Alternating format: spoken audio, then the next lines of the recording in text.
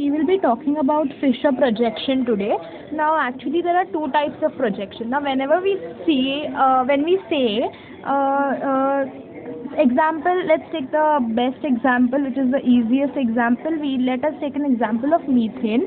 When we draw methane, we just simply draw C, we draw H, and H. But this is not how a methane molecule actually occurs in space, right? क्योंकि उसका एक particular orientation होता है. You all know that we have three axes: x-axis, y-axis, and z-axis. So all these atoms like carbon atom, hydrogen atom, they are in different planes. Okay, C might be there on the x-axis, but H might be there on the z-axis. So there is the way a molecule looks in three dimension. Okay, three-dimensional structure of that molecule is totally different from what we draw on a sheet of paper. So there is a flying wedge structure. So what flying wedge structure does is it tries to make the structure imaginable in a three-dimensional space. It tries to tell us in what plane the particular molecule lies. So if I draw this C and I draw a wedge like this, H, and then I draw this in a flying wedge formula. When I draw a straight line, if I draw a straight line like this, then it means that it is in the same plane. मतलब ये अगर x-axis है, this is y-axis. Let me take it. This is x-axis, this is y-axis, and let me say that this might be z-axis. ठीक है? तो अगर ऐसा है ना, तो हम लोग बोल सकते हैं कि ये जो C है वो x एक्सिस के प्लेन XY प्लेन में है, तो ये H भी XY प्लेन में है. So when I draw this straight line, it means that it is in the same plane. Now when I am drawing this wedge, okay, this is called as a wedge. Wedge मतलब it is coming out of the paper, मतलब Z axis में आ रहा है, ठीक है. And if I draw lines like this, one second. If I draw lines,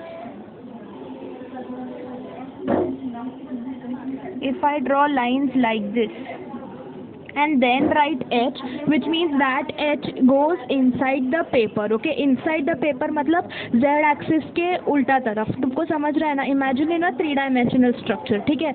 वो that became in XY plane, but now this which is going inside will be in the XZ plane.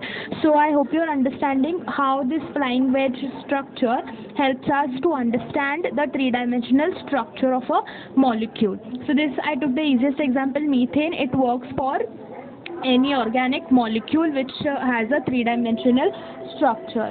Now we can the one more type of projection of a molecule we talk about is the Fisher projection. Fisher projection shows you a 2D structure only, okay, where we show the bonds we show all in the same plane, and this is how a Fisher projection looks like. Okay, now what happens is, in a Fisher projection there are certain rules we follow. In Fisher projection they say that for example, let us take an example of lactic acid. So we have C, we have CH3, we have COOH, we have H, and we have OH. So this is a structure of lactic acid. Now how we will draw lactic acid? Fisher formula. It's very easy. The center atom, okay, whichever is the central carbon atom, in this case there can be, obviously there will be many carbon atoms. So let us consider this. This is a central carbon atom. We know that. So that central carbon atom will be here, and it has one O, it has a COOH, it has a CH3 here, and it has an H here. So you can see this is the central carbon here, and it always says that whichever is the carbon containing functional group on the chiral carbon. Now this is a chiral carbon. Now why do we say it's a chiral carbon?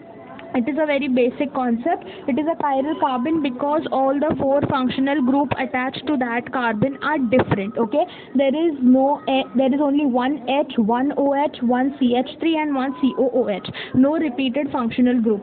So that is why we call this a chiral carbon, which is the center of the Fisher formula. And Fisher always said that the carbon containing functional group should be written on top. So we write COOH up, and then we write the other one OH down, and we write CH3 here first. Carbon containing should be written on the vertical line, no? So we write COOH there and we write CH3 here, क्योंकि ये भी carbon containing है. And then H and OH is left, which you can write HOH here also, or you can also write OH here and H here. It doesn't matter. So this is the way we use Fisher projection to write the formula of a compound or a molecule.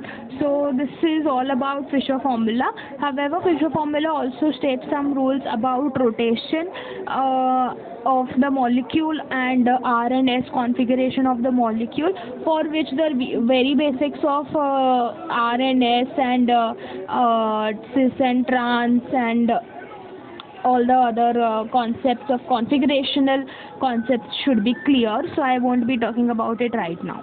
Thank you.